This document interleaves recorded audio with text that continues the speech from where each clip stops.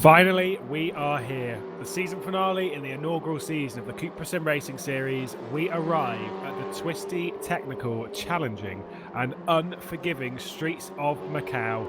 A tight championship fight that we bring with us though, and as it has been throughout the season, Lewis McGlade alongside Robert Wiesenmüller, and 5 rounds that have been, well, 4 prior to this, that have been absolutely excellent, Rob, and that brings us right here, right now, with a tight championship fight. It's going to be a crazy day. Hello everyone, hello Lewis. Yes indeed, it's going to be a crazy day. We've arrived at the final race of the season, and it doesn't get more challenging than Macau, does it? No. The Macau is one circuit that I hand on heart, I've never completed a good lap around. And by a good lap, I mean without hitting them all. Like, I've never completed a lap, really, around here. You can see the calendar that we've gone to previous. Nürburgring, Spa, Hockenheim, Monza, and we finally arrive here at Macau. So we've had some iconic circuits over the inaugural season here in the CUPRA Simracing Series. Some excellent tracks, and something that really has provided some of the best racing that I've seen in sim racing for quite a while. We've had some truly brilliant races. Thing is though, as we head into Macau, this is where things can get a little bit interesting, as we just see the hairpin there and how tight and technical it can be. We saw in 2017 the WTCC Esports Championship, which was decided in that final round, Alexander Dornadon taking that. Someone pulled a J-turn in that. I think it was Vermont, if I remember correctly. Yeah, it was a few years ago now. Pulled a Spun J-turn around. off the hairpin. Didn't even lose a place. No. Did, however, slow everyone down enough, and that was the causer of the crash that took Dornadon out of that race. He'd already wrapped up the title though by that point, showing how important it is to get the work done prior to that final race. And Alexander Dornadon, he's one of the contenders once again tonight in the CUPRA Simracing Series. In fact, he's leading the championship. And if you missed the last round at Monza, you missed quite a race there. And I think Lewis has prepared some highlights for you that you can watch now. Welcome to highlights from the 4th round of the CUPRA Simracing Series for the 45-minute race at Monza. Bence Banchi would be the man to stick his car onto pole position, and with a long run to the Rettifilio, he was clear in front. Dornadon only qualified 5th, however he was already up to 3rd at the first corner. Brzezinski and Ulrich would collide in the background, sending Ulrich to the gravel trap. Noj and Lerner went side by side into Ascari on the first lap, which just cost them time to the top lot. Start of lap 2, Nandori and Juhas were going side by side into turn 1, with Brzezinski and Stulic doing the same behind. Lerner would get a poor run off of Lesmo 2, and David Noj would get a bye before Ascari, but the top 3 have pulled away. Juhas and Brzezinski went side by side all the way through Ascari, but then Brzezinski gets it done on the exit. Gogo Baldi would get a slowdown at the Della Roche chicane, which would drop him behind Alexander Dornadon. Brzezinski would finally get Nandori for 6th at Ascari. Alex Dornadon would be the first of the top lot to dive to the pit lane. Noj and Baldi would jump in the next lap, leaving Banchi turning laps at the front. Baldi leads Noj out of the pit lane, and both come out ahead of Dornadon after their stops. Then Gogo Baldi misses the first chicane and gets a slowdown. Heading up to Ascari, Gogo Baldi completely overcooks the corner, makes contact with Dornadon and gains the position. Banchi finally hits the pit lane. As he leaves, he comes out just ahead of Noj. Baldi makes a similar mistake again into Ascari, but this time he misses everyone and holds position. Pointeau was yet to stop as Bence Banchi passed him. He managed to get to the inside and get down the pit lane. This gives Noj a great run, and there is contact with the first chicane, but nothing comes of it. Baldi would make another mistake on the exit of Ascari that would cost him position to Dornadon. Noj went past the white line on the start-finish, then there was contact at turn 1, Banchi cuts the corner, he gets a slowdown, and Noj takes the lead. Tragically though, Noj would suffer a disconnection. This would promote Dornadon to the lead. He'd make a mistake at the second Lesmo though, and gets passed by Banchi and Baldi. Then, Banchi would go over the chicane at turn 1 and get a slowdown again, promoting Baldi to the lead. When it mattered though, he didn't make a mistake, and Gogo Baldi would head the field across the line to take his first victory in the CUPRA Simracing Series. And with that, Monza is done, and with 1 round ahead of us, Alexander Dornadon holds the top of the standings on 562 points, just clear of Bence Banchi. Gogo Baldi and Moritz Lerner are still in the mix for the championship though, as we head to the tight and twisty streets of Macau for the season finale of the CUPRA Simracing Series.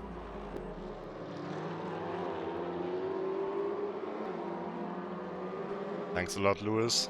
And yes, you covered it already. The championship is pretty tight coming into Macau. Alexander Dorn leading the championship, but there's also the drop score rule that comes into play. And yeah, it's actually a pretty good position for Alexander Dorn, the title over his rivals. And we prepared a little graphic here to help you understand it, what exactly Benz Bunky needs to do, who is in second place. And because of the drop score rule, he needs to score at least 181 points. And that sounds like a lot, and it is quite a lot actually. And it's not even enough, he needs to score at least 29 points more than Alexander Dorn, because Alexander Dorn has a drop score of 152 points, has a 29-point lead over Benz Bunky as well. So if Dorn crashes out, he's still gonna get these 151 points from his worst race added to his account. So Benz Bunky, for example, could do it with a P2 in qualifying, a win in P5 in the races, and as long as Dorn gets less than the 152 points, then there's nothing he can do. It doesn't matter if he crashes out, if he gets a bad result, then Benz Bunky would be champion. But of course, Alexander Dorn, in the car that you can see on the screen as well in the background, he's going into this round as the favorite from our point of view. Maybe not as the fan favorite, because we ran a little poll on Twitter, and Moritz Löhner actually came out on top. Yeah, Moritz Löhner's a little bit further behind than this in the championship. Of course, it is fairly tight. Moritz Löhner comes into this one in 4th in the standings. He did miss the first round though, so he doesn't have a drop score to fall back onto. So realistically, to get himself in this position, he's done very, very well. Has Moritz Löhner, but around a circuit like this, if there was a circuit where someone like Benz Bunky or Gogo Baldi even, we know about his form around this circuit. If there was a circuit that you would need to take on someone like Alexander Dorn, it would be this circuit, because this circuit is not a good one for him. It's not really gone so well. He did wrap up the 2017 WTCC Esports Championship here, but came into the round on a very favourable position. This time it's fairly favourable. I say he's in the most comfortable position, and he's basically put everyone into a position where they have to have a very, very good round. But still, it's not comfortable. Not yet. Yeah, especially with the form from Gogo Baldi and Benz Bunky here on the circuit. Let's have a look at the entry list for this race, and you can see this entry list is ordered in the pre-qualifying results. Of course, Benz Bunky and Gogo Baldi quite a bit ahead of the field here. First and second, Dorn in 5th, and Moritz Löhner only in 9th. Yeah, a few new names also appearing on there as well. Some of those that have taken part in other competition across RaceRoom, like Balashin being one of them. We've seen his name quite a few times across the WTCR Esports, Kirill Antonov as well. A few others up and down the order, and it's good to see some new names always entering the field. Yeah, shout out to Lai Sabino, who has got his home race here. He's a debutant in Server 1, but he won a race in Server 2 actually already this season. He pre-qualified in 10th. That was very fast, but he was not the fastest debutant. Sultan Suti in P8, a 3rd driver for the Mira Esports team. Yeah, that's something that they might need around here with Gogo Baldi right up in championship contention. I believe you said to me prior to this that WTCR Esports saw Gogo Baldi went around here, and then Zoltan Suti, I think it was that you said, that won the second race. So Mira Esports, very strong around here. Yeah, very strong indeed. Currently not fastest in practice though. Benz Bunky leading the practice session, and I spoke to him before the event. I was asking, how confident are you? And he's saying he's confident that he can do a good race here around the track, but he doesn't have the full confidence in his car to push flat out the whole time. And he also knows about the championship position of Dorn, of course. But Dorn, on the other hand, in the current practice session, only in P10. Yeah, mistakes need to be kept to a minimum. We currently have only 40 seconds left of this practice session before we head into the race. But yeah, mistakes really need to be kept to a minimum. That's one thing that we saw as we can see the schedule. We're going to qualifying in a few moments, where we'll see who can take that pole position, which is very crucial around here. Especially on a long lap like this, you need to get round and get that lap done. It is a very, very long lap. There was too many mistakes at Monza though, and I kind of get the feeling that around a circuit like this, if you're making those kind of mistakes, you might as well kiss the championship goodbye. Benz Bunky, in my opinion, made far too many mistakes at Monza, and it inevitably cost him the win.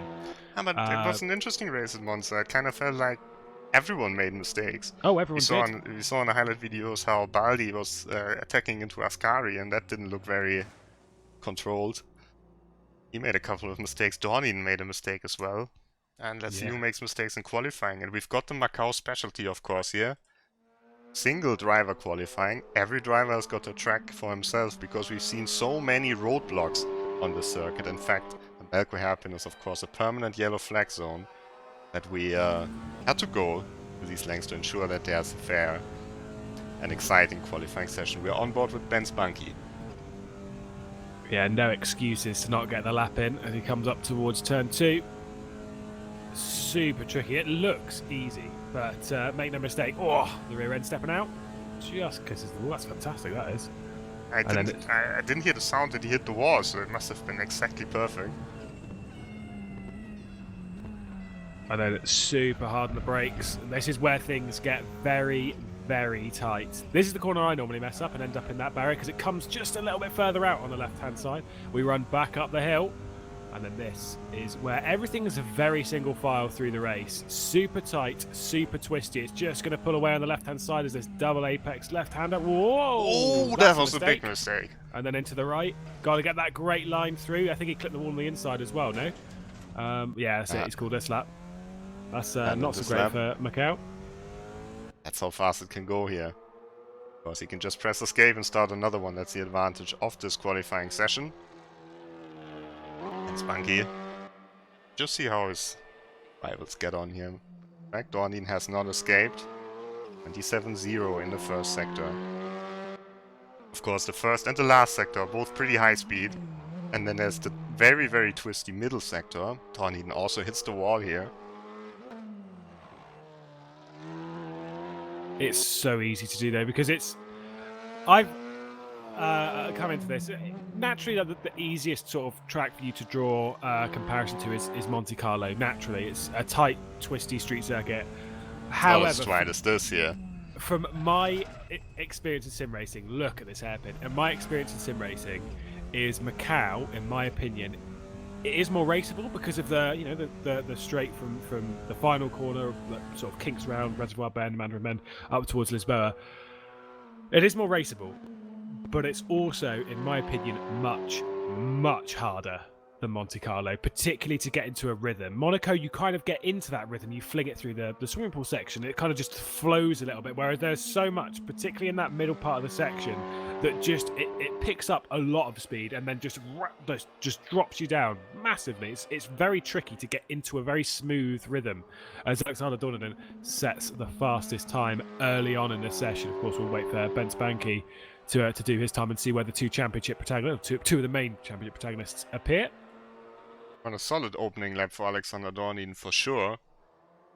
Takes provisional pole ahead of Löhner, ahead of Keithley. So let's see what Ben Spunky. Baldi also hasn't set a lap time yet, and Ben Spunky is still quite early on in the circuit.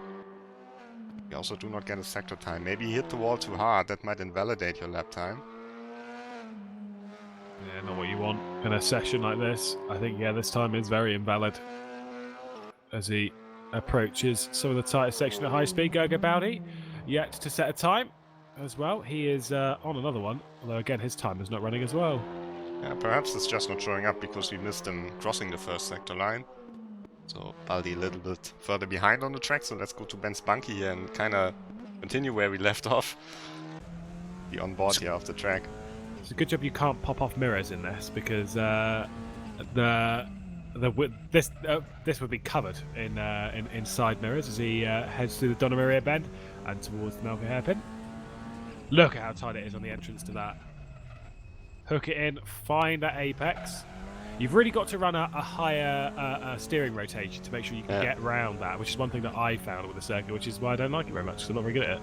You saw Dornin clipped it on the outside, then it looked like he goes full lock, and then he clipped it on the outside again.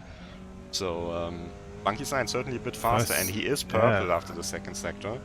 First sector's very nice at the moment. He's got a 26.354 to beat. He comes up towards the 24th and final corner.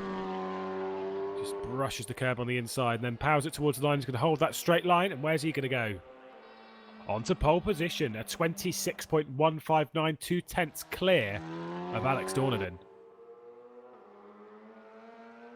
He is improving though, is Alex? Into that hairpin. Looks like more understeer in the hairpin for Dornin. Yeah. Aldi kind of slided the car in a little bit. It's not slow. No, that front end just doesn't really want to bite at present. Gurgobowdy goes to second, a 26.206. So he goes ahead of Alex Dornaden. And we have our top 4 in the championship, the top 4 in the race, just in a slightly different order. Will Dornaden restore that order to where he feels it should be? Comes through the final corner and he's going to run towards the line. We've got 9.5 minutes to go in the session, so still plenty of time as he crosses the line. Doesn't improve, stays third.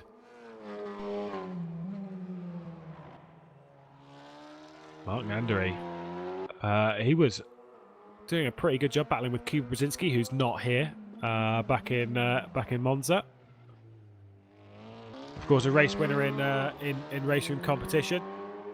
Yeah, just finding his form again. Monza was the best race in a long time for Nandary. A very good driver is Mark Nandary, just maybe not showed all of his potential over the last year and a bit. But as you say, he is refinding that form. Signed for ACR as they're trying to re-emerge themselves as a team after their split with Vodbull earlier in the year. Just everything kind of just sort of crumbled with Zach Speed and all that lot. They go up to 9th position for Mark Nandary. Good time there.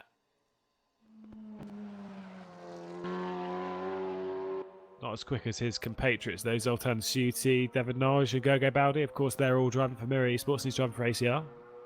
Lots of Hungarian drivers. I was going to say, there is grid. lots of Hungarians. Yeah, There's exactly. Pinches as well. Dobsa, Balashin, Messes and Balasnoj. See, Florian Hasse crosses the line, stays in P7. So no improvements for Florian Hasse. See these drivers immediately as they cross the line. They press escape and they start another lap. They do not want to waste any time here because the lap times are pretty long. Jack Keithley's one who definitely needs to find his form. Was in sort of the naughty books a little bit a couple of rounds ago. Meant he had to start Monza from the back of the grid, to which he... I don't recall what position he recovered to. Did recover a few times to quite good positions and then mistakes and whatnot. Dropped him further down the order. It wasn't a good round for him at Monza. Needs to rekindle that. Bence Banky improves to a 26.026. That's an incredible time. 3/10 clear of Alex Dornaden, his main championship rival. And those are the kind of times that he needs to be doing. He needs to be setting good times and clearing off into the distance in this first race. Remember, points are up for grabs in this. It's 15 points for that pole position, and that could play a crucial part in this championship. Yes, indeed. Of course, Dornaden also gets some points. He would get 10 points at the moment for P3, and I think he will be very happy with P3. Especially when he's ahead of David Notch, ahead of Löhner, and also ahead of drivers like Zoltan Schuti, who's a pretty quick driver around the circuit. And of course there's prize money involved as well in this championship. A total of 6,000 euros, and it will be split only for the top 3.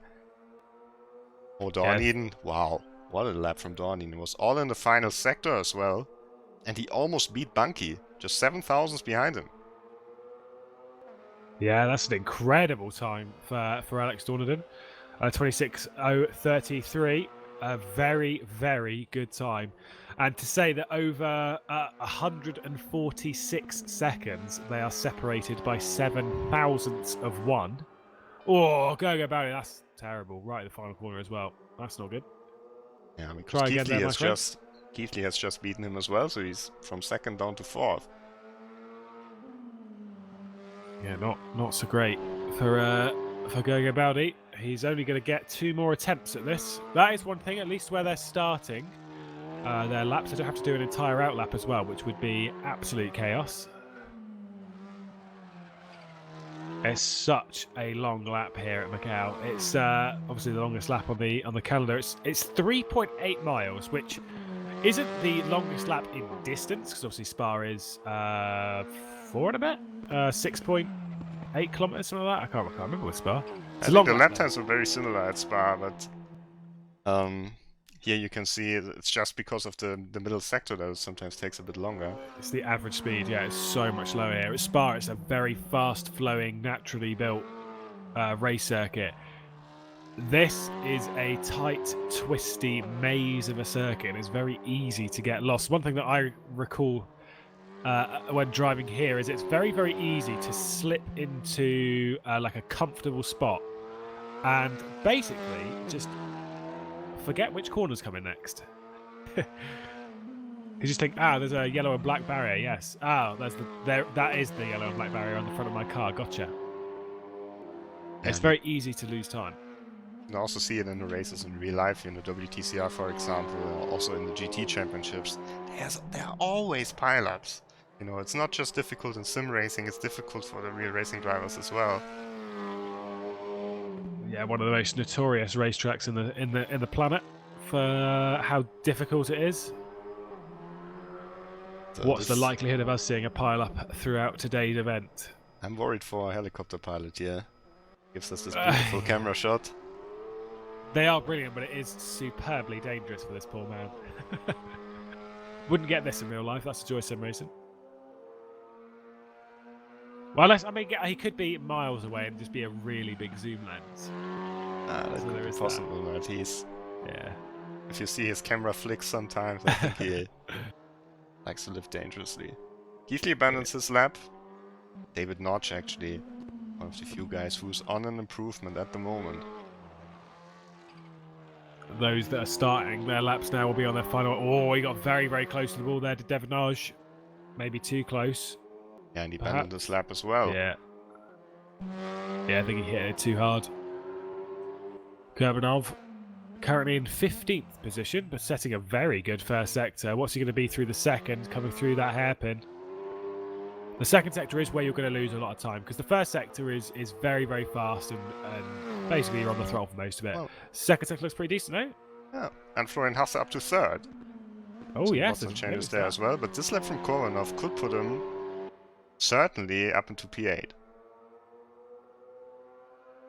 Yeah, currently in that 15th position, moving up that many would be very handy, especially with how important qualifying is. Make no mistake, it is very, very important. By the way, I didn't notice that Ben Spanky had improved his time. He's done a 25.961. What does Kurbanov do? Goes to P8, exactly where he said he was going to go. And Punky's purple again. We look at him, he is desperate for this championship, isn't he, Rob? And he is trying to put as many things between him and Dorniden as possible. Unfortunately, the only thing between him and Dorniden at the moment is himself. And also a lot of points in the championship. Yes, but I think Alexander Dorniden, he will have no problem with starting second. I think this is a very, very good result for him. Was to be expected that Bunky puts a superb lap here. We expected a bit more from Gargobaldi though. He's currently sitting only in P5. And now the time's getting close to the end. Less than 2 minutes, so you can't start a lap now. Because as you know, on RaceRoom, when the timer hits 0, you cannot get a lap time in afterwards. Yeah, that'll be it. The session's over, and we'll move over into the first of 2 25-minute races here around the Macau International Circuit, and it is going to be a tight and intense affair. As Ben Spanky's not improving in that second sector, but still doing a decent job on this lap time. Let's see if going about it can put in a time that'll move him further up. He's only 2/10 off of pole, and that's netted him currently a 5th position. What's he doing through the first sector? We've not got a split for him. But we might see a split just to pop up in the second sector here. Oh, he just abandoned it. Oh, it's that then. Bunky and Dorniden still out on track. If Bunky improves, doesn't improve. No. Sits on the 25.961 that he currently has. We look back towards Alexander Dorniden, who's done a decent second sector. Remember, he did all of his time though in that final sector, so finding more time there is going to be very, very tricky. 1 second pinches are on green sectors, but we have to stay with Dorniden here. See if he pulls out a surprise. Löhner and Notch also on the lap, and Suti were got ahead of Kurbanov. I think Juhasz also moved up. Juhasz with a very good time. 7. Let's see with Dorniden. Crosses the line, stays in P2. Löhner also qualifying over for him. That's David Notch here. Can he do? First pole position of the season went to David Notch. Not going to be a pole position today though, only 8th. That, with 15 seconds to go, will be the session done. Sultan Shuti is still on a time. He will not be able to finish that one, so he's going to have to start in 9th place. That's our qualifying order at present. Bence Banky draws blood here in qualifying. He takes 15 points and he takes the first pole position. Dorniden just behind though, and if he wants to win this championship, if he has aspirations of holding that trophy at the end of it, it not only has to be a race win here at Macau, but it also means that Dorniden might have to fall back a few positions. What's going to happen here, Rob? We've not got very long, but we start the final round now. A few seconds. This will be close. This will be a very, very close race. Let's see how much risk Dorniden is taking, because we've seen him often take quite a bit of risk, you know, more than you would maybe expect. Wait, for Moritz Löhner it will be difficult, for Baldi it will be extremely difficult as well. Well, with 20 seconds to go, there is a potential for a pile-up at Macau. We won't avoid that one. But there is also potential for a thrilling final round in what has been an excellent season here. The CUPRA Simracing Series starts its final round as the lights are on ahead of us. Our first race here at Macau is about to get underway. 25 minutes ahead of us, and we're green. And Bence Banky will launch it off pole position. Clear ahead of Alexander Dorniden, who gets in just behind Florian Haase, trying to get very attacking in the background there as he's trying to attack from position and try and move his way up the order. I think they were nearly side by side, but not quite, as they head towards Mandarin Bend for the very, very first time.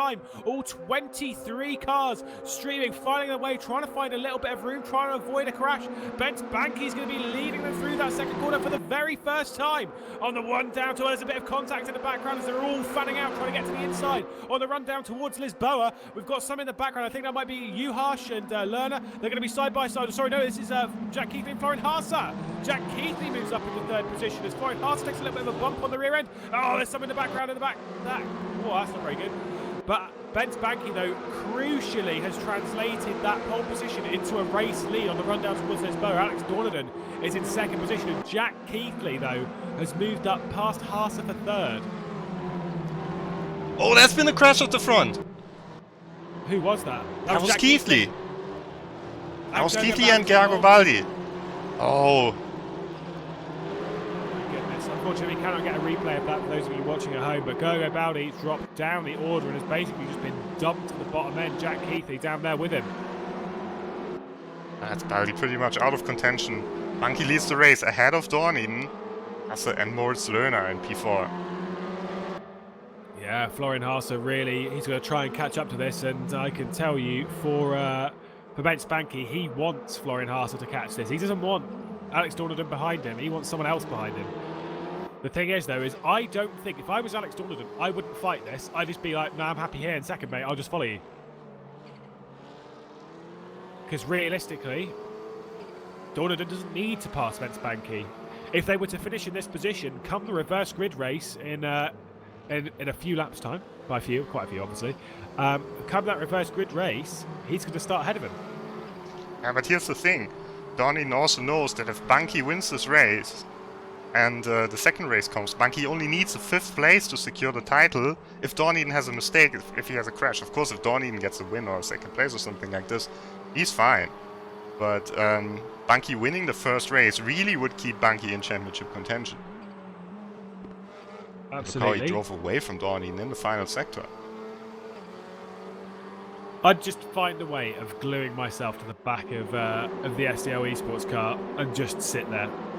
We look further down the order, and this is 14th. Garibaldi, winner here in the WTCR Esports. Obviously the WTCR Esports champion of 2019. Off to the live final in Malaysia next month. Unfortunately, this round has really not gone well for him. Of course, the race victor as well, last time out in Monza. Here we are then, battle for the lead. Alex Dorniden to the outside. I mean, I bring up all this stuff about Dorniden, maybe not. Yeah, maybe he wants to just sit there. We know Alex Dorniden. He's not going to just sit there. He's obviously... Oh, it's got in the background. Who's that? Who was that? It was Mark Nandri, who's going to get down the inside. That's... Antonov. Who's that? Antonov that he's fighting with. That was some hard battling there. Very. And Baldi also in a hard battle with Keithley again.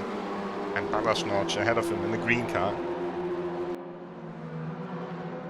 Yeah, Yeah, Balashnor's got a lot to do to keep these two behind. There's two names you wouldn't have expected to be coming up behind you when you're in 13th position. Gogo Bowdy and Jack Keithley would definitely be on my list of ones that I wouldn't expect. You can see the damage on the front end of the car. You can hear some in the background of some crunching and whatnot in the background as they're just scraping the paint off the walls.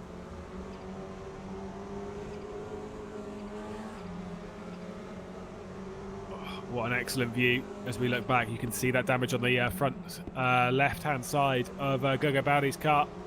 A light not working at present. Oh, Jack Keithley's going to go down the inside. Oh, yeah, I wouldn't have tried that one. It's super, super tight around here. Watch out for that barrier on the right-hand side. There we go, just past it. Head back up the hill. The track really drops away from you just over that curb. You can see this train that Balashnor's has really got behind him, realistically down towards the back end of the field. He's pushing hard. Yellow flags in the next corner, you can't overtake.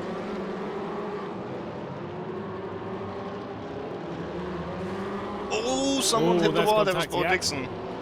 Oh, that's a shame. Oh, and it sent Dobsa into the wall.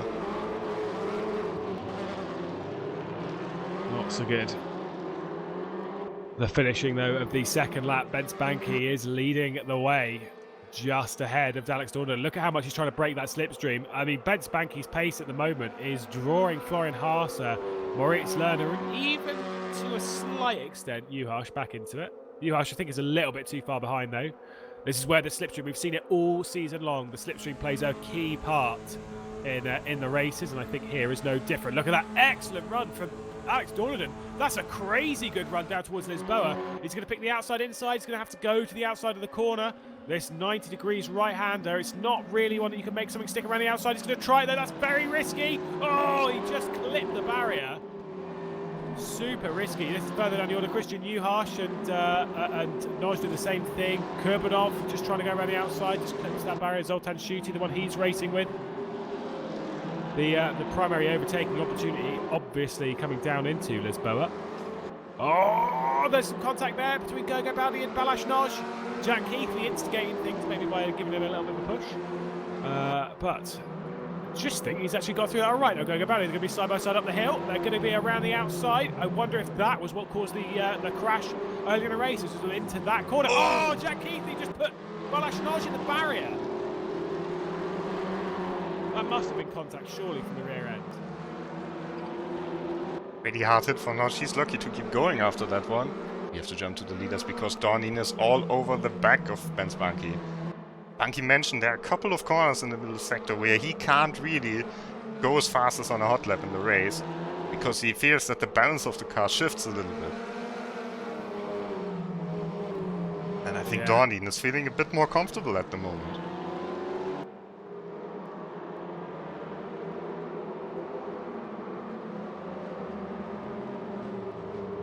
Not so great. Oh, I'm hearing crashes on my audio. Sorry, Dornan, though, just trying to put all the pressure he can on. I think that might have been the crash that I heard Kirill Antonov. I think it's been in the barrier, and in the barrier again he goes. Oh, and the car head went into the barrier as well.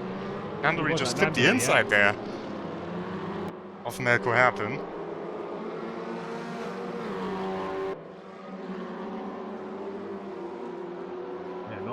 Not so hot. It's only 2/10 though between the lead. They're closing in again under the slipstream.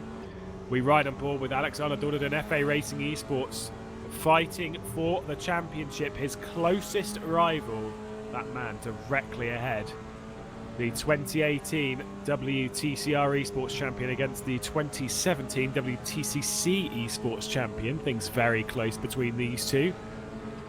Oh, look at that extra run. He's so much quicker through turn 2, and he's got to the inside. No, that's surely it. That is surely it. Bence Banky is going to hold him to the inside as much as he possibly can, but try and get that best run. He comes back out towards the barrier. Alex Dornan on the inside. This should be the lead. Surely done. It certainly is. Alex Dornan hits the front here at Macau for the first time. What a nice move by Dornin. And really puts the pressure on Banky now. His run through turn 2 is incredible, is Alex Dornan. We've got the first retirement, Kirill Antonov, out of the race. That's a shame after a great race for him up until this point, but that's how easy it can go at Macau. You can run in the top 10 or 11th in the case of Antonov, and just one mistake and you're out. It's done. Yeah, it's this is why we said it was an unforgiving circuit. Certainly bearing fruit is that statement. Baldi's out as well. It's championship over for Gergo Baldi. Yeah. It's been a good run, but it has come to a head. That will also promote Moritz Lerner up to 3rd position in the title. So not so great there for Gergo Baldi. I say he's had a good run of it though. He's had a really good attempt as the 29 WTCR Esports Championship winner. Well, the online championship anyway. Of course, you know, he's got his eyes set on bigger things as well. He'll be moving his way up the sim racing order. Don't forget, as we look back towards Naj, Christian Juhasz directly ahead. Oh yeah, I was going to say there's going to be a little bit of contact there. Christian Juhasz, I'm sure, will really appreciate that in a yellow flag zone. Christian Juhasz with by far the best performance of the season, running in P5 here in Macau. That move to ACR certainly paid off already for Juhasz and for Nanduri. Yeah, it's really working out for them. Of course, a large repertoire of setups and the like in that team, I'm sure, as well as experience from that team. Oh, side by side of the final corner though, Florian Haasler attack from Moritz Lerner. Moritz Lerner's going to get by here, surely. He's going to have a nice run, a nice clean run off of the corner. They're going to be side by side up towards the very first corner of the circuit. He's going to have to go around the outside. Is this going to work? Oh, it's going to be very tight. Easily done. That should be Moritz Lerner up in the 3rd position. Hopefully he can get back over to the left-hand side of the circuit, because if he can't, though, they're still side by side. Oh, there we go. Florian Haasler plays a nice move there and allows him back into line, because otherwise his run through the corner was going to be absolutely terrible. Should be Moritz Lerner hanging on up in towards Lisboa. We're right on board with Christian Juhasz in the background there. You can see David Naj attacking position. He's gone to the inside. And that should be David Naj up into 5th position so far. A little bit of contact between the two, but not too much. Oh, he's nice coming move. back though. Oh! Yeah, he did. That was it was a nice attempt at the cutback, but not enough room there from David Naj, you'd have to say. Always tricky to make a clean pass on the infield. Very much so. It's very much a single file line. And Honzig has caught up with Juhasz now as a result. Maybe Juhasz got some damage there when he attempted this move.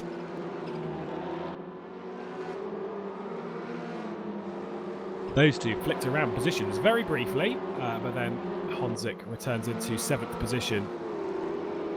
Since Dornan's hit the front, by the way, he's absolutely rinsed away. He's got 1.1 second lead over Bence Banki, so we don't need to focus on that fight. We can keep an eye on what's going on down the order. So, when Honzig's had a few really, really good rounds this season, like some very, very good rounds. He didn't have a good round last time out. He wasn't even there. That's a good point. I was wondering, because that's why I didn't see his name. That makes a lot of sense. Thanks, Rob. He's had some very good rounds this season, though, hasn't he? As Josef Honzig. I remember him helping Alex Dornan into the lead at Spa.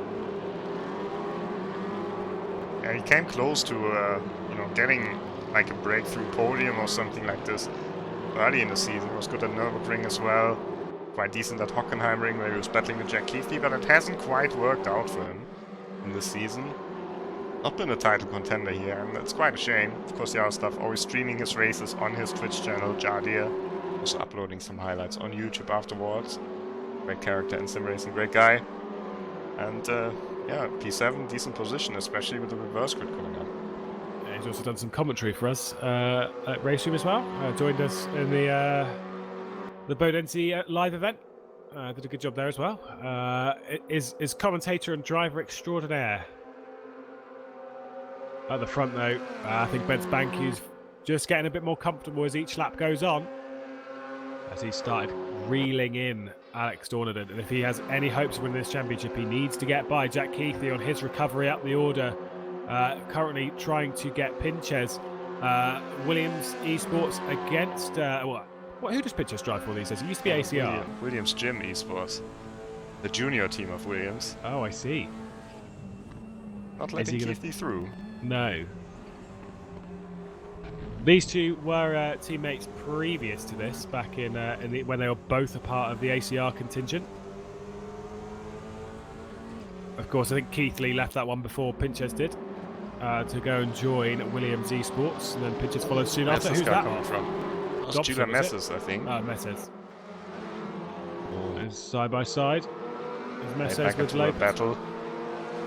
Scott Lee benefits here, gains the position against Emmanuel Lopez. Very international field today. Missing Lysabino. Unfortunately, sometimes has the connection issues. It's not so easy to get onto the server from Macau. Quite far away behind, and also a great Chinese firewall. Sometimes in between. So he's struggling here, but for Scott Lee from Hong Kong, it's no problem to get into the server, and he's battling with the guy from Argentina. So pretty much other side of the world. You gotta love racing with people across the world. I remember, obviously, you remember back in the day racing with people like Reece Gardner and that lot from Australia and places like that. It's always nice when you see someone from literally the other side of the planet that you get to go racing with. And it's also a bit difficult when you drive close behind them, because they will always have a little bit of a high ping. Yeah, naturally that is one of the hard parts of it, but it's nice to meet them anyway. It's hard to go side by side with them. Keep our eye on this battle for 15th position. We've got Ponto leading Dobbs, Barrier, Mercedes, and Lee behind. Train here. It is Mercedes quite made a mistake again. Went too close to the back of Barrier and it happened. It just completely killed his exit. Maybe a little bit of inexperience there, Rob? Yeah, only his second race in the top split here. Driving against the likes of Valentin Barrier, who's got a bit of experience by now. And also Scott Lee, who won actually a race on this track as well. Won the Asia and Oceania qualifier for esports WTCR. At this track there was a separate race. The first race was won by Andy Karama Maulana, and the second race was won by Scott Lee. So pretty good at the circuit, deservedly driving in server 1. To jump a bit further to the front, it just appeared as if Honzig was starting an attack on Christian Juhasz, but he wasn't quite close enough, and now actually has lost quite a bit of time compared to the Slovakian. Maybe just got a little bit too close in the slipstream and then just decided to back out of it. Finally, Jack Keithley gets past Adam Pinches. And gains that position. In the wall. Yeah, that's going to be hard at turn 2. He's still trying to fight this position. They're going to be side by side. Yeah, that's going to be a squeeze to the wall. That's Dobser on Lee and Lopez behind. Hits the wall again. There's going to be a lot of understeer. This car's going to be very broken for Richard Dobser. Oh, a bit more contact. That was Lee coming across a little bit as he's gained that position. Up into 18th position. Is Dobser going to let Lopez through? We kind of think not with how hard he's been racing. The front end damage on that car, particularly through this middle section, is just going to cost him time, hand over fist, as Lopez trying to find his way through. I think he's going to be able to find it through this section, unless he is extremely brave. Every time I see Banky and Dornaden drift apart, they then close back up again. There's now only 6/10 between the two of them. It seems to very much ebb and flow. I wonder if that was actually a mistake on Dornaden's part, because he's also dropped back in just ever so slightly into Moritz Lerner. He's wide again at that corner. Slipstream could play a key part here. 7 minutes to go, which in the end of this race will turn into 4 laps, I think. Yeah, it'll be 4 laps to go here in the first race at Macau. And currently only half a second behind is Benz Banky. He is closing bit by bit. Every corner they go, he is closing. You can see him pulling out of the slipstream, trying to fill the mirrors of Alex Dornaden. Just not able to do anything just yet. It's very close though, Rob. Here comes that slipstream. You don't think he's close enough? No, he's not close enough yet. It's still interesting to see. Top 3 in the championship. Well, except for Baldi, of course, who's out. The 3 contenders that are still left.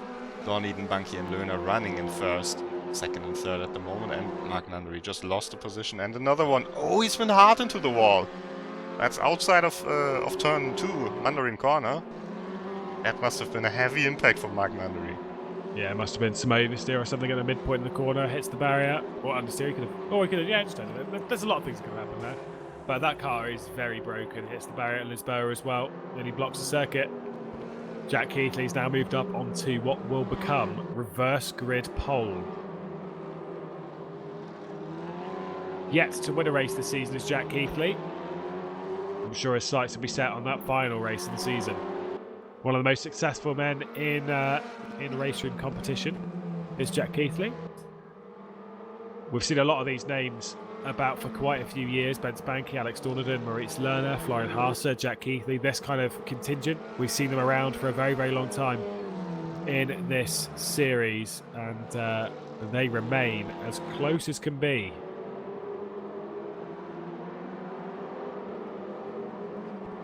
Still super duper tight. You can see that Florian Haase has regained his composure as he's trying to attack for third position and get himself back onto that podium. And he is currently only 4/10 off of the back of Moritz Lerner. Alex Dornan's had a decent lap as he pulls away to just nearly a second over Ben Spanky. 4/10 of a second. There's also some close battles. Jaroslav Honzik has yet to get by Christian Juhasz as well. So no position change there for 6th position. Obviously, as much as you've got that super long straight here at Macau, it's still immensely difficult to overtake. If the results stay as they are for the second race, even if Dorniden crashes out, Ben Spanky has to finish 3rd. That's the only chance he has. If he doesn't get past Dorniden now, in the second race, no matter what Dorniden does, of course if Dorniden gets a lot of points and then Spanky can't win the title, but even if Dorniden crashes out in the second race, Spanky will have to drive back up to 3rd in the reverse grid race. So he should try everything to get past Ben Spanky now. Alexander Dorniden now, of course. He does. He can't rest it. Oh, there's contact between the two. That was basically Lerner had run wide at the corner and Florian Haase tried to fill a gap that was kind of always going to close. I think it's more of a misjudgment more than anything else. Florian Haase is not a dirty driver at all. There was no intention in that, absolutely. He's been known for being quite a clean driver. He can be aggressive on his day, but for the most part, he's a very clean driver. Is Florian Haase has driven for some of sim racing's best. Just running a little bit too far wide there. Moritz Lerner of Williams Esports leading that one. Just seems to be finding all the apexes a little bit easier at the moment as Moritz Lerner. He can actually see what's going on. When you're quite close to a car, you obviously your vision is ever so slightly impaired and your judgment with it. Actually in Macau that can be really, really bad because you sometimes see these walls kind of sticking out at places. This corner especially very difficult. You can clip the wall on the inside or on the outside, and there's always like almost an edge where your car can get kind of stuck and you spin around when you hit it. You really have to be careful here, and you need a little bit of space sometimes, especially in the middle sector, to even be able to set some decent times. Yeah, you've got to really pay attention. It's more of a memory game is driving around the Macau circuit. You really have to remember where you are and what's coming up next, which is one thing that I always really struggle with as a driver. Was any form of memory, but you've got to have real good vision in your head as to what is actually coming up next, because without that, yeah, that's where the mistakes happen. It's all a bit of guesswork, but that's why these guys are the best in the business, and that's why they're fighting for a championship here in the inaugural season of the CUPRA Simracing Series. This could be a fairly large swing in points if Ben Spanky can get by Alex Dornaden. He's going to try and get a good run, but Alex Dornaden's been so good at this corner. Look at how close he got to that barrier there. He's matched Ben Spanky for speed all the way through there. That is incredible considering the slipstream. Car's off in the foreground. I think that's Dobser, no? Dobser. Nandri as well. Nandri. Yeah, sure. It's Mark Nandri.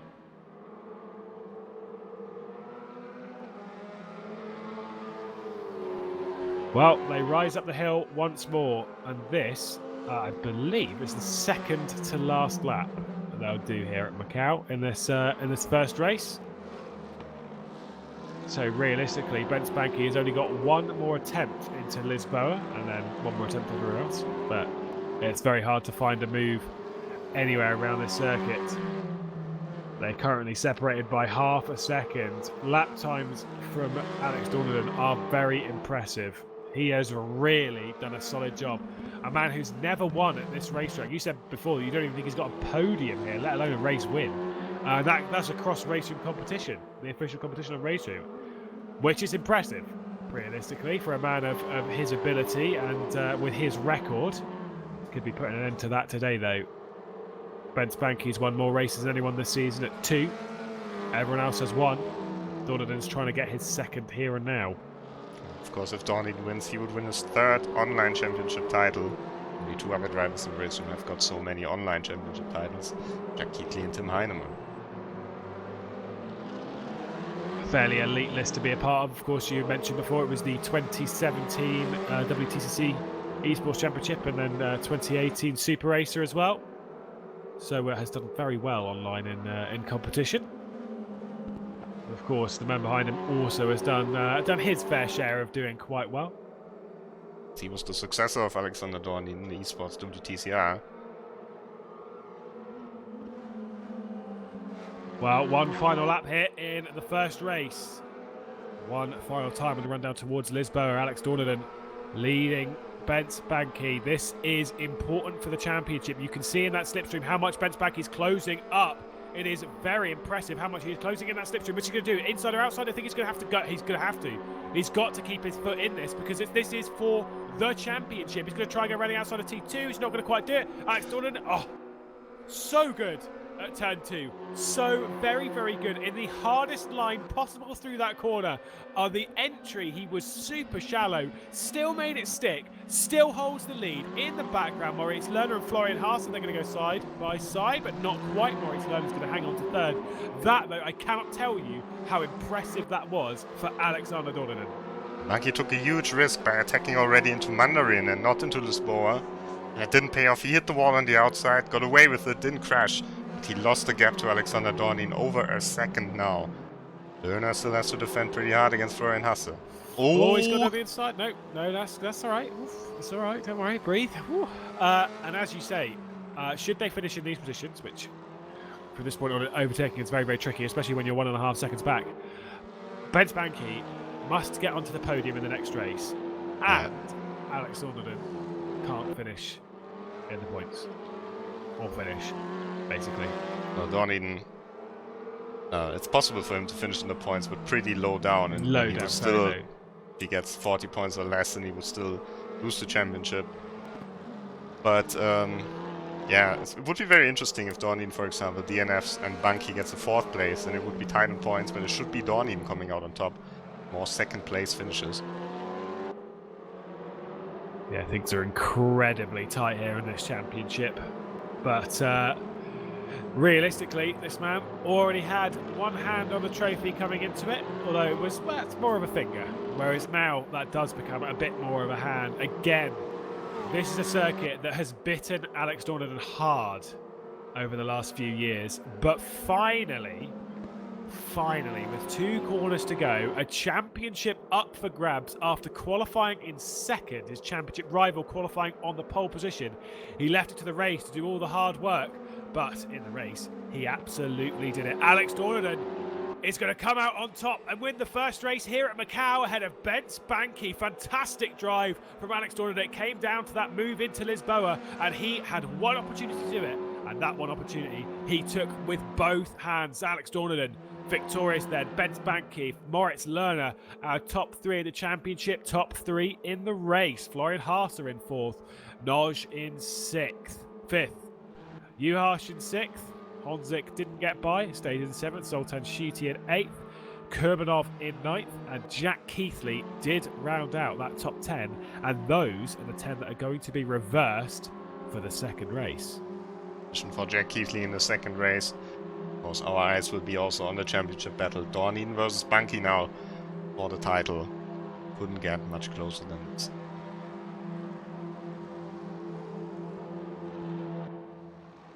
Very exciting scenes here in Macau. We'll move to the 2nd race shortly, as soon as we've all finished. And then we will get underway. Our final race of the inaugural season of the CUPRA Simracing Series. Rob, I'm just going to say it's been a pleasure to do this season with you. And we've had some incredible races, and it's not going to end now. We've got one more to go. Yes, indeed, here we can see the confirmation of the results. Fastest lap also for Alexander Dornin. Only driver in the 26s in RaceRoom. That is impressive on its own, but he also won the race, got the 100 points. And now Löhner is also out of the championship fight, so it can be only Banki or Dornin takes home the first CUPRA Simracing Series crown and the 3,000 euros, of course, as well. Of course, as we mentioned before, those top prizes, 3,000 euros for those for the driver that wins, 2,000 for that finishes second, and 1,000 for that finishes third, which should be Moritz Löhner. Whoever takes that top prize between the first and second, though, that is a bit more up for grabs. Here we are then. The final race. It has been an incredible season. We've had endurance races of an hour long, or 45 minutes at Monza. And then we've had some sprint races left, right and centre. And this, the final round of the season, one of those sprint rounds. And we're about to get underway. The final race of the season, a championship up for grabs between Alexander Dornin and Bence Banki. It is super, super tight. The man going into this in the more favourable position, Alex Dornin, who currently starts from 10th. But Jack Keithley, currently on the pole position, yet to win in this season, is about to get underway as he leads Kurbanov from that start finish. And an excellent start from that top one. They all file into a single line at present as Jack Keithley leads him through the first corner for the very first time. And that run down towards the second. Who's going to try side by side in here? Is there going to be a pile up? You'd have really hoped not. Jack Keithley clearing the lead. He's going to have a great run through. We look further down the order. That's Alexander Dornin going side by side, I believe, with who was that with? Was that Adam Pinches that was with? I think it was Pinches. Dornin lost a few places. At the front of the field is Keithley ahead of Kurbanov. Here it's very tight. That's Juhasz on the inside. Oh! Oh, there's a bit of contact there with that barrier as they're trying to funnel their way through that first complex. And we hear him head up the hill.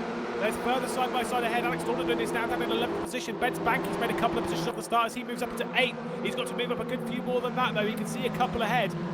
But he needs to get up onto the podium if he has any chances of winning this title.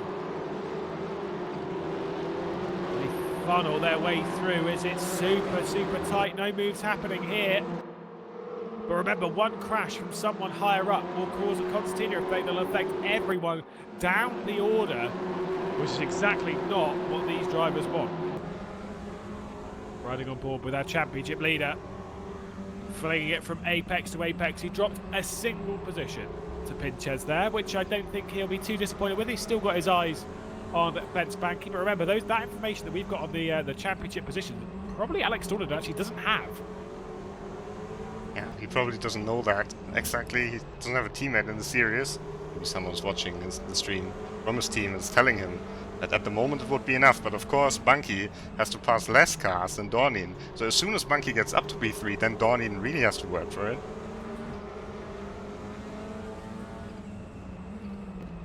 But that does mean that he has to make a lot of positions up through this race, including the man that's in third in this championship, Moritz Löhner, including Zoltan Schutte, Christian Juhasz, Jaroslav Honzik, Kurbanov and Keithley are all people he has to overtake if he has any aspirations of this title. Alex Dornin, though, just needs to finish in a decent one. Look at the lead that Jack Keithley's already amassing. He had an excellent recovery drive after an issue, shall we say, on the first lap last time out with himself and Gogo Baldi. And Gogo Baldi retired from the race. He has started this one, though. He's currently in 19th position, so he's made a decent start, moving up a few. Jack Keithley, though. Oh, Jaroslav Honzik's keeping his eye on Kurbanov. Runs through that second corner. Oh, into the wall does Kurbanov go. Still carried a decent amount of momentum off that corner. Alex Dornin, we saw how quick he was through turn 2. He should be able to get Pinches here. He's going to go to the outside. As, Banki makes a pass ahead. That's Banki under attack from Florian Haase. Oh, Dornin!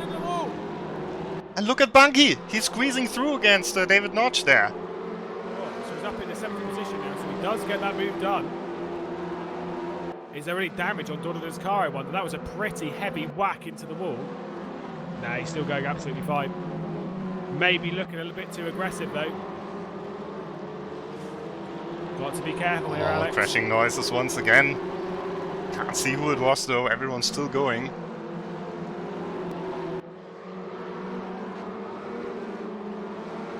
But now Ben Spanky has been given the all clear to absolutely fire off into the distance. He's got 2 and a bit seconds of clear road up to Maurice Lerner.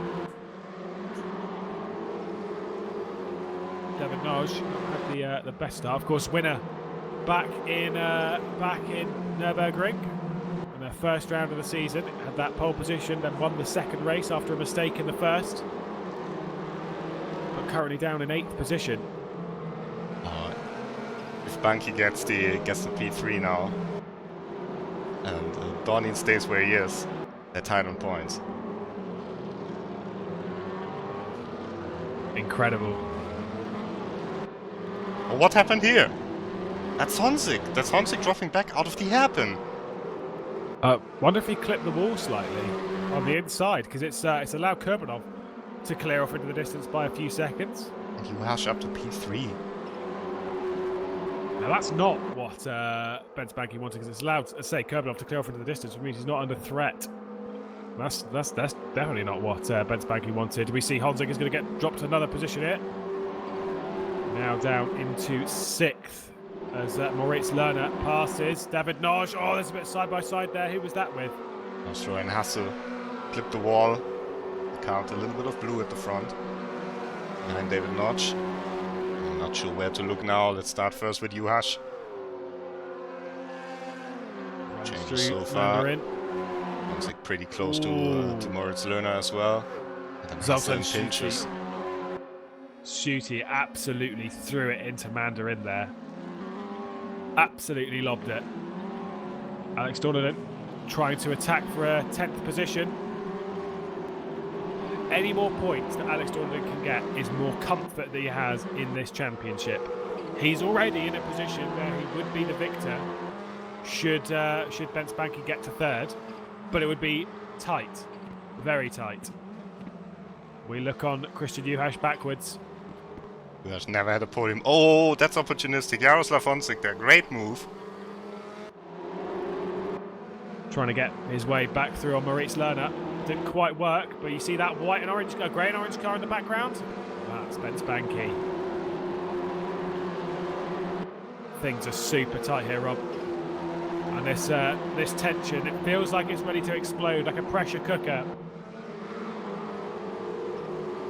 Flinging their way through the streets of Macau at rapid speed. 18 minutes and 30 seconds left of this championship. Which driver's going to be on top? Which driver's going to win that final race and carry the momentum through? Oh, he nearly thought about looking down the inside, did Zoltan Shooty. Again, victory with the WTCR Esports around this very circuit. I think Lee's come a cropper as he's dropping down the order. Into the hairpin again. Again, yellow flags are out, so they can't overtake it.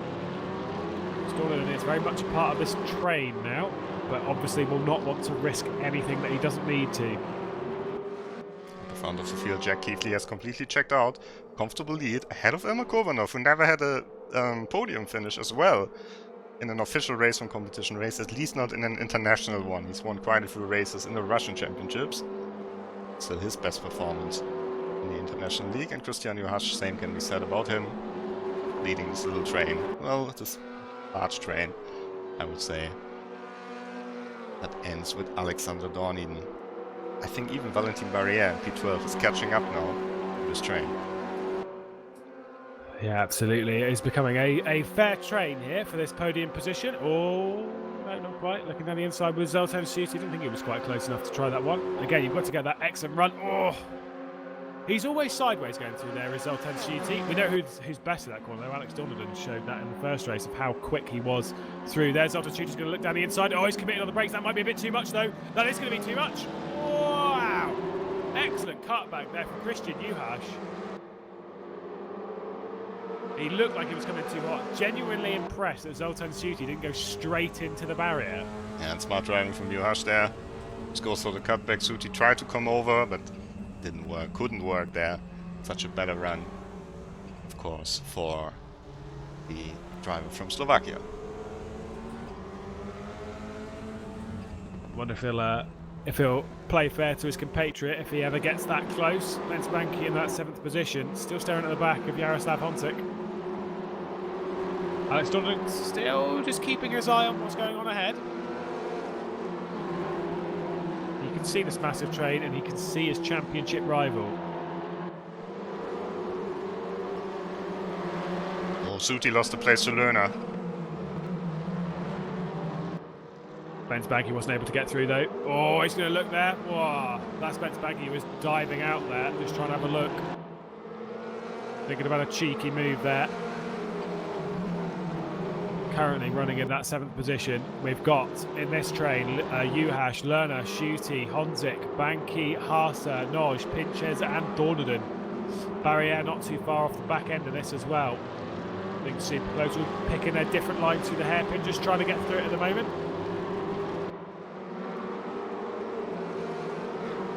We'll keep our eye on Zoltan Schutte. Whilst this is happening, Christian Juhas is able to just clear off a bit.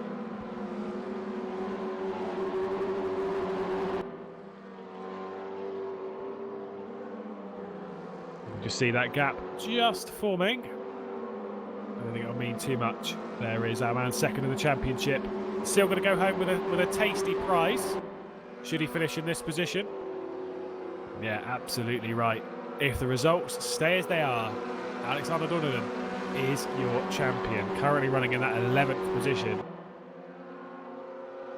Could be 10th though. Oh, he was looking in the background. He's that white car. The last car in shot, there we go. He was just pulling his way over. A little bit earlier as P10 Adam Pinches has just dropped off the back. Oh, he's super close.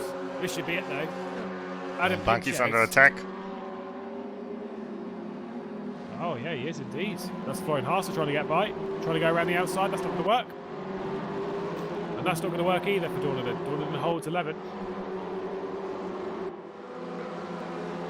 It's very, very tight. But yeah, Florian Haase really tried throwing it around the outside. This is the thing with Benz Banky. As much as he's in a good position. Oh, Haase! Whoa! That was a big moment for Florian Haase. Having a driver like Florian Haase behind you, having a driver like Devin Dodge behind you, you've still got to be fighting very, very hard. At the top end of the field, by the way, clearing off to the tune of 4.5 seconds. Jack Heathley is absolutely running away with this. Yeah. Haven't shown him a lot, but that's because he's not in the battle at all. He's got into the perfect position in the first race. Now, doing everything he can to win the race. It's like close in the top 10. Kurbanov doing a great job here. And it's helping him that Juhas and Lerner and Suti are always battling so hard. Absolutely. Yeah, he's in a nice little bubble. It's Kurbanov. Oh, who was that in the wall? That was Florian Haase. Just clipped the wall there ever so slightly ahead of Devin Nosh. Again, this is allowed Banky to clear off in the distance. Dornaden are trying to attack Pinches there into the first of the two hairpins. Now into the really tight one. And Pinches is pretty hard to overtake. We saw that Keithley in the first race took him quite a while. Get past that on Pinches, and of course Alexander won't be taking all of the risks here, but he has to watch out. If Banky gets up into P2 at the moment, will have to be. So they would be tied if Banky finishes in P3, and then the amount of second places is decided in the favor of Alexander Dornin, because they both have the same amount of race wins. Yeah, do you think Adam Pinches has learned a bit from Mike Bell from there? They did a little stint as teammates outside of RaceRoom, and Mike Bell, infamous for his defensive capabilities. I'm pretty sure Adam Pinches picked up a couple of things. Mike Bell, of course, our steward here, the head steward of the RaceRoom competitions. He knows certainly how to defend, and he also certainly knows some of the, skills to drive a little bit over the limit from time to time. Let's see here in this corner, Juhas versus Lerner. Changes, but Dornaden versus Pinches, that could be a change. Dornaden has the outside, not going for it, tries to go for the cutback, but Pinches is very smart here, not allowing the German through.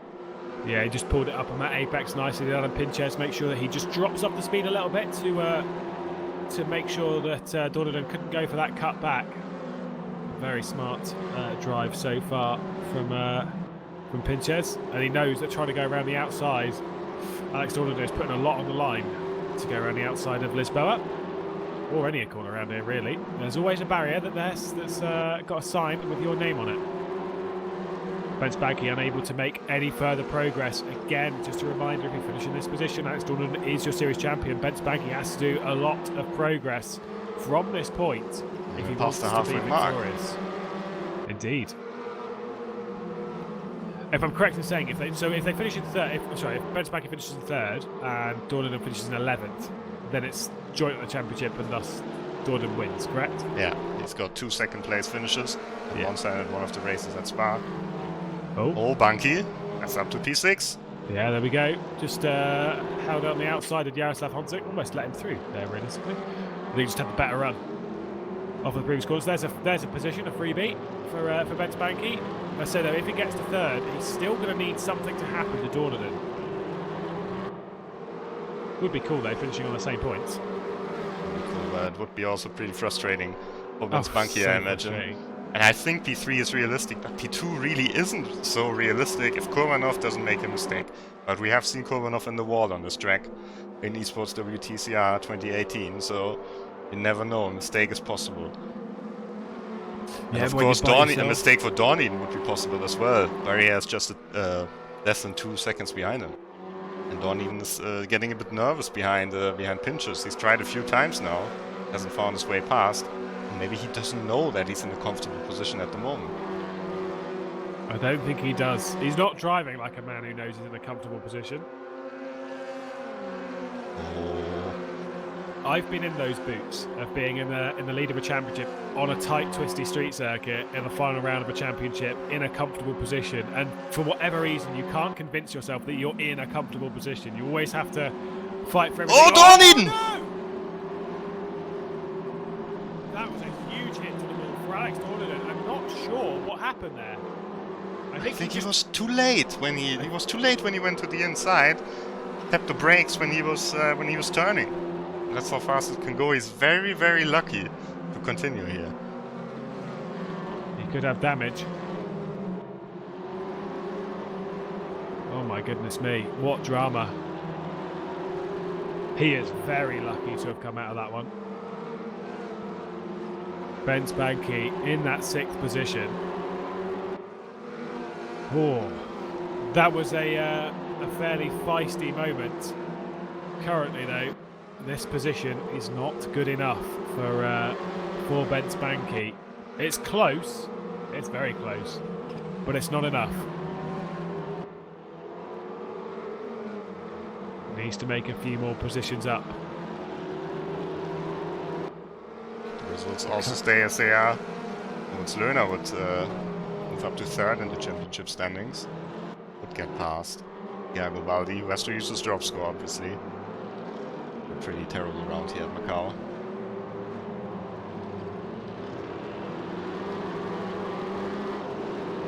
Yeah, it's tight, but he's definitely going to lose that.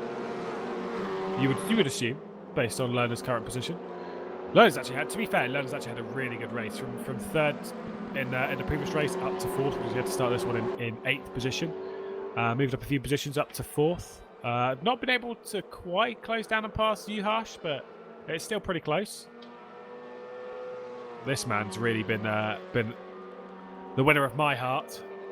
Kurbanov doing such a good job. Has really kept his head down, kept his focus, and tried clearing off as best he can.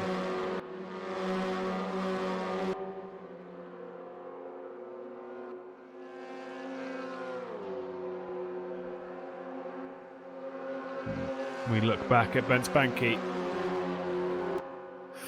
Time is ticking, not only on this race, but on his championship.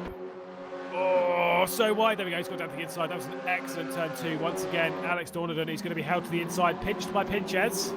And he should be able to get this one done, same as he did on Ben Spanky in the previous race. There we go. Alex Dornan now up into 10th position. Things become a bit more comfortable for Alex Dornan. Hit the wall once again, and now Bunky is on the move. Bunky is trying everything now to get past Sultan Suti. But 6th place is not enough, 5th place also is not enough. Bunky needs a miracle now. He needs another mistake from Dornan. Or he needs a mistake from the drivers ahead, the drivers like Keithley or Kurbanov here. Otherwise it's not gonna be enough after such a great season and a great event here in Macau, but Ben Spunky really needs to push now. He really needs at least to get up to 3rd position, then he can hope for some luck. But P6 is never gonna be enough against Alexander Dorniden here. I get the feeling, Rob, it is just a little bit too tight, and that mountain, every lap that goes by is getting bigger and bigger and bigger. Things are tight, things are possible, and you should never ever give up in sim racing. But this is quite a mountain he's going to have to climb. He's got 3 positions to do and only a few more laps to do it. It will be 3 extra laps at the end of this one. 200 time will just ticked over enough so that there'll be another one after it. He's plenty clear of Dorniden on track, but in the championship it's just not going to be enough. The Spa round will be looming over him as the one that really got away from Ben Spunky. He really struggled at Spa and he scored 114 points from memory at that round, and that just really hurt him. And also, of course, at Monza, where he could have won the race, where he was leading, and in the end finished 3rd. He would have won this race. Everything would be completely different here. But Alexander Dorniden kept his cool throughout the season. Seen this mistake though, and another one of these mistakes, and of course P3 for Bunky is good again. And P3 is certainly not out of reach. So Dorniden, what he has to do now is has to just drive carefully and avoid these mistakes, hitting these walls. I remember when Ben Spunky got taken out after winning at Hockenheim, got taken out in the second race as well. Managed to get back up to 10th position, but things like that are just kind of where he struggles. Christian Juhasz now under attack from Moritz Lerner again, but Moritz Lerner just not able to get by. And back onto the podium. Barriere just getting by Dixon. I think it's just more holding on to Dixon, rather, sorry. Keep an eye back on this battle for 3rd position. You can see the train behind as Moritz Lerner's trying to throw everything at every single corner. Again, leading Schutte, Banky, Honzik and Haas are in this line. Haas is a little bit far off of it, but he's that final car that just creeps round.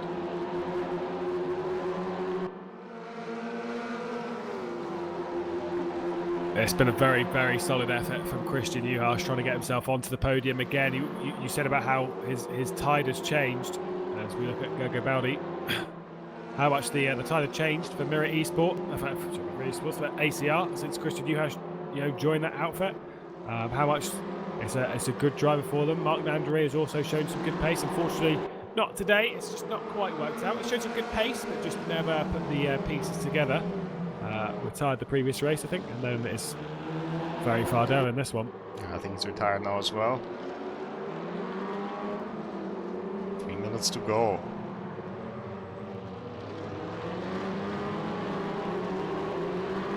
Look at Dorniden, he's not catching up too much. He's just sitting there, driving his laps. Ben Spunky, time is running out. He needs a miracle now. He needs maybe to, at least try his part to make the miracle happen. He needs to get closer to Schutte, to Lerner, and to Juhasz. 2 more laps to go. Jack Keithley, he's already across the line. What a massive lead for Jack Keithley. Absolutely. Nearly 8 seconds, 7.5 seconds. Of course, there will be 2 more laps for him to enjoy this. It's not been the season Jack Keithley wanted, but it could end in a race victory. We see here for 7th position, going side by side, Florian Haas and Jaroslav Honzik going side by side through the first corner, and the run up towards Mandarin. Very close as Florian Haas is trying to move his way back up the order, but I think he's going to have the inside. Oh! Huge crash! Oh, this is right in front of Banky as well. He's going to have to slow down. He slots the gap in the middle. That's going to put him up into 3rd.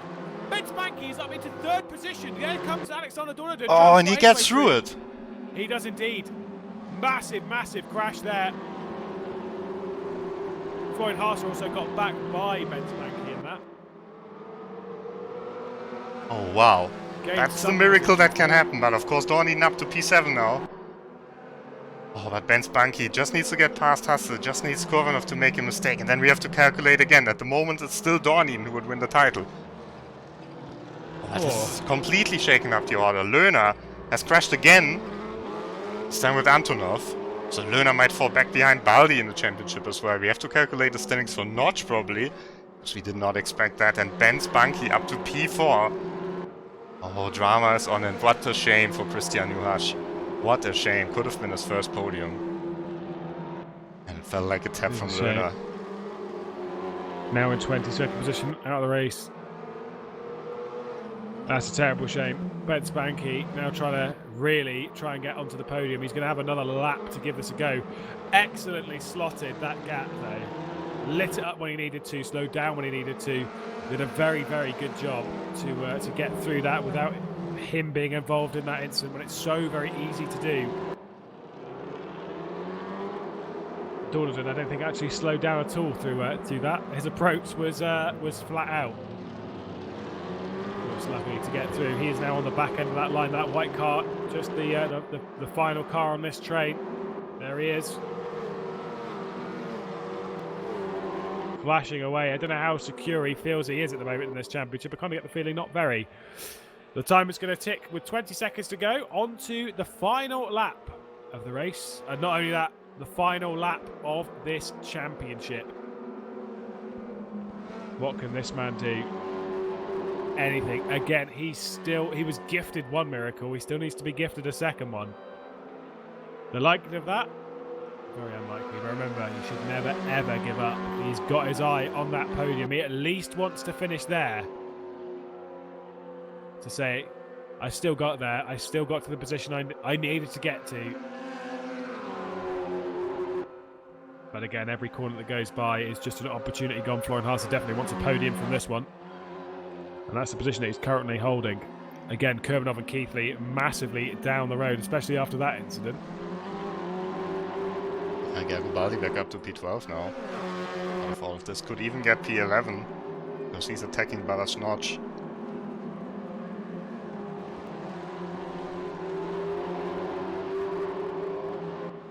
Aria and Dixon in the top 10. Yeah, Moritz Lerner down in 17th position. Yeah, Bo Dixon, Barrier having a very good race. Fighting out. I don't think they quite expected to be fighting that final position in the top 10. Come this final race, considering how it started for them. And that's the nature of how it goes sometimes. Quality race from some of these drivers. Slotting their way around the order once more. Oh, Hasse in the wall. That's the opportunity for Ben Spanky now. The corner drifted away the wrong way. If he's got third place, he just needs Dornadon to make a mistake. If he's got third place, then he's done everything that he can. He's looking everywhere. He's going to look here. No, nothing. Realistically, he's got a couple more opportunities. Oh, he's not quite close enough here to look down the inside of the first of the two hairpins. Track drifts away on the left-hand side. Yellow flags are out as they head towards the second. Super duper tight hairpin. So nothing he can do here. Comes in super hot to try and get that final apex. Oh, the front though. With one corner to go, he's not had the best season of his career. But it is going to end the way he wanted it. Jack Keithley recovered to 10th position in a fantastic race one. And in the final race of the season, Jack Keithley crosses it as the victor. Williams Esports back on top. Jack Keithley, P1, Kurbanov. An excellent, truly excellent drive to P2, near faultless. And then Florian Haase is going to leave behind a dejected Ben Spanky, who did everything he could to get to 4th position. But this man finishes in 7th and takes the inaugural season of the CUPRA Simracing Series. Alex Dornadon is your champion for FA Racing Esports. What a season, Rob. Fantastic drive from Alex Dornadon. And how exciting did this race get at the end? Congratulations to Alex Dornadon for winning his 3rd title on RaceRoom competitions and to become the first CUPRA Simracing Series champion. What a close finish it was, and also great job, of course, by Jack Keithley, Emma Kurbanov, Florian Hasse, and also Ben Spanky, who tried everything, but it wasn't quite enough. He will take home P2 in the championship. Final race standings, and you can see that Jack Keithley is your victor. A truly good drive. He just absolutely cleared off into the distance.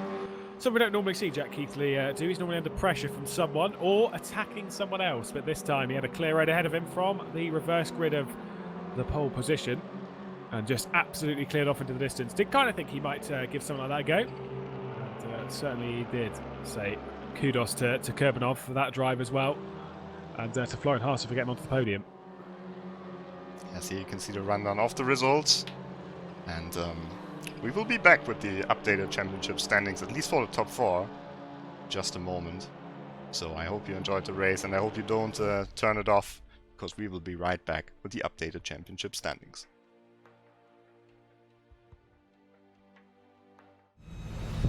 What is it that drives us forward each and every day? Going faster, further, lap after lap. CUPRA already invented the race car of the future, the world's first 100% electric racing car. A car to set new standards in racing. Now the time has come to expand this vision together by inventing new paths and constantly challenging us to think ahead, by taking racing to new exciting places and rethinking the way we experience it. Like turning virtual into reality and constantly reinventing. By making you part of the game.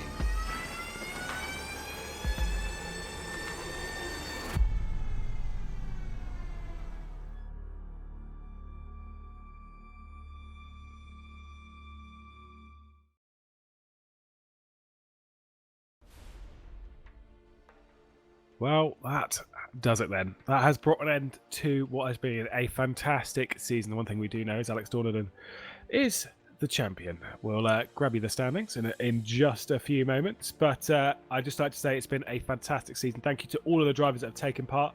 A truly incredible experience for the first season of the CUPRA Simracing Series. Of course, our victors across the season have put on an incredible display from that first round back in Nürburgring all the way up to this final round in Macau. We've had some of RaceRoom and Simracing's best drivers fielded all across the series. You know, Alex Dornaden, Bence Banki, Gergo Baldi, Moritz Lerner, obviously our top lot.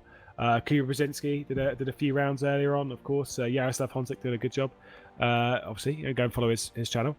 Don't forget, though, to keep in contact with us and make sure that you know what's coming up in the esports scene here on RaceRoom. You can follow us over on Facebook at RaceRoom, over there, of course, on Twitter as well at RaceRoom. Join the Discord as well. That's always a fun place to be to get some great information on the new up and coming content coming to RaceRoom Racing Experience, of course, and keeping up to date on all of the esports competition. And don't forget to like the video as well and subscribe to our YouTube channel, of course. And naturally, if you're watching, that's what you're going to be doing. Watching stuff over here. And yeah, there we go. That's the standings. Our provisional final standings for the season. Alex Dornaden on 734 points leads Bence Banki, missing out by just 14 over the season, Rob. Yeah, of course, these results are provisional because there could be a report, could be something that, a penalty that could change that. I think it's unlikely because we watched most of Dornaden's race. So I think it's very unlikely that he will get a penalty. But of course, the results are provisional as they stand right now. Either way, what a close championship fight. And what a costly accident for Moritz Lerner, which cost him the third place in the championship standings and €1,000 to Gergo Baldi. Probably didn't expect to win it after his first race here.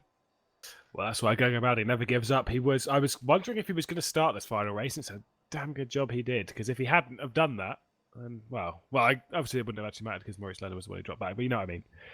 Either way, it was very, very close towards the end of that, and yeah, Moritz Lerner will be pretty sad that he left this round without the grand in his pocket. But Rob, so I say thank you very much for the season. Yeah, it's been a pleasure, Lewis, and I hope this won't be the last season. I hope we will be back next year, and I hope you will be back as well. Watching on the RaceRoom YouTube channel. We've got a race coming up tomorrow, for example, and lots of exciting events in the future, so stay tuned. Make sure to subscribe. And yeah, I hope you enjoyed the season. Yeah, it's been absolute quality from everyone here at the CUPRA Simracing Series. We will hopefully see you around. And until next time, thank you very much for watching all 5 rounds of this championship. And highlights will be up soon, don't you worry. Well, until next time, goodbye.